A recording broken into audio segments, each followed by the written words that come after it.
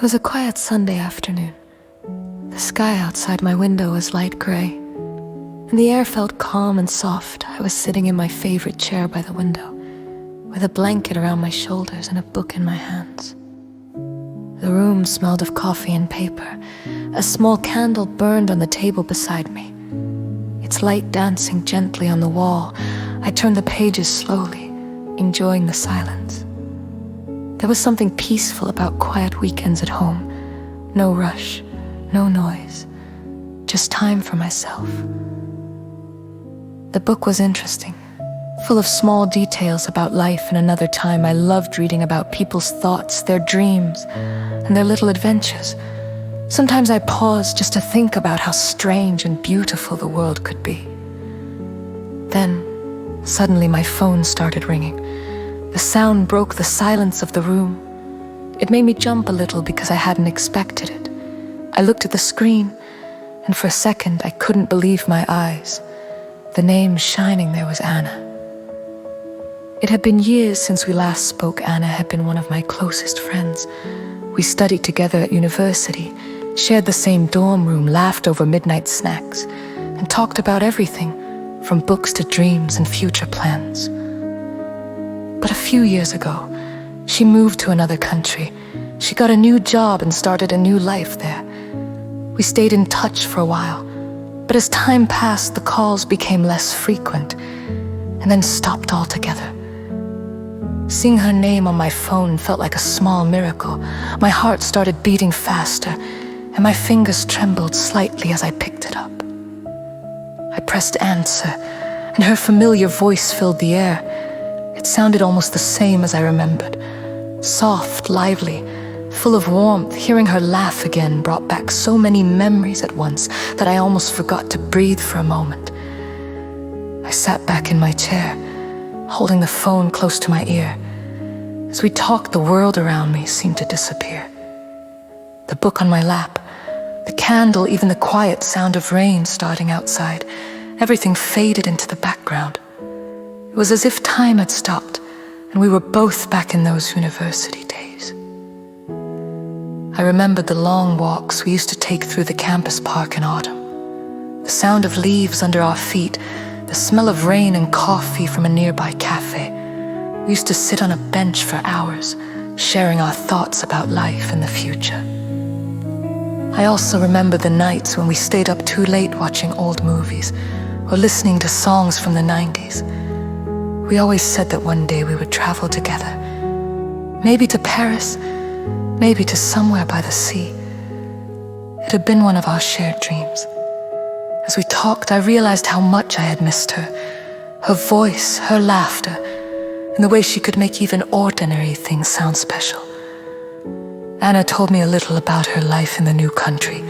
She described the city, the small streets, the parks, and the bakery she visited every morning. I imagined her walking there, the smell of fresh bread in the air, people smiling at her in the language she had learned over the years.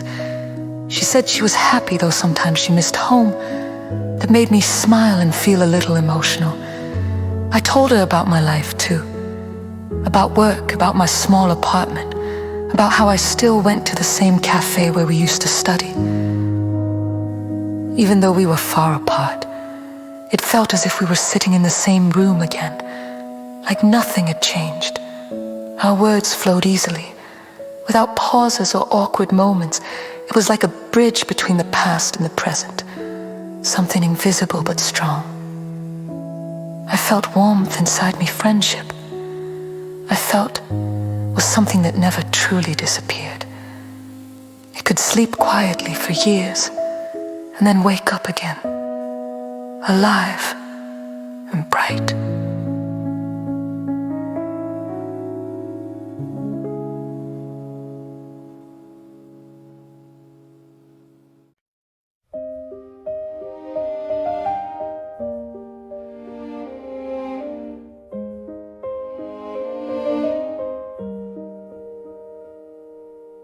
After some time, we started talking about traveling. Anna said she had some vacation days next month.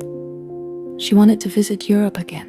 I felt a spark of excitement inside me, like a small flame suddenly lighting up. We began to imagine places we could go. Paris came to my mind first. It was the city we always dreamed about. The narrow streets, the smell of pastries, the sound of street musicians, and the lights at night. I told her how much I wanted to visit it again, and she laughed and said she felt the same. The idea grew quickly, naturally, as if it had been waiting for us all this time. By the time the conversation slowed down, we had already decided next month we would meet in Paris and spend a weekend together. Just like old times, only now we were older, maybe wiser, but still the same at heart.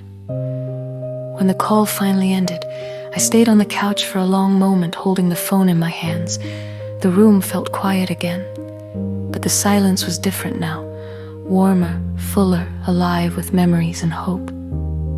The candle still burned softly, and outside the rain continued to fall. I looked at the clock. We had talked for almost 2 hours. It didn't feel that long at all.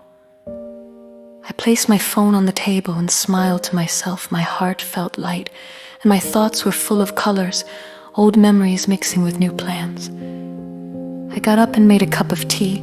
The smell filled the room, mixing with the soft sound of rain. I sat down again and thought about all the things we used to say when we were young. How we wanted to travel, explore, and never lose touch. Life had taken us in different directions, but now, somehow, we had found each other again. Over the next few days, my routine felt different. I went to work, came home, read, and cooked as usual. But my thoughts were always somewhere else. I kept thinking about the upcoming trip. In the evenings, I opened my laptop and looked at photos of Paris, the Eiffel Tower at night, the Seine River shining under streetlights, cafes with tables full of people talking and laughing. I imagined the moment I would see Annie again, how we would meet at the train station or at a cafe, how we would hug, maybe laugh and talk nonstop just like before.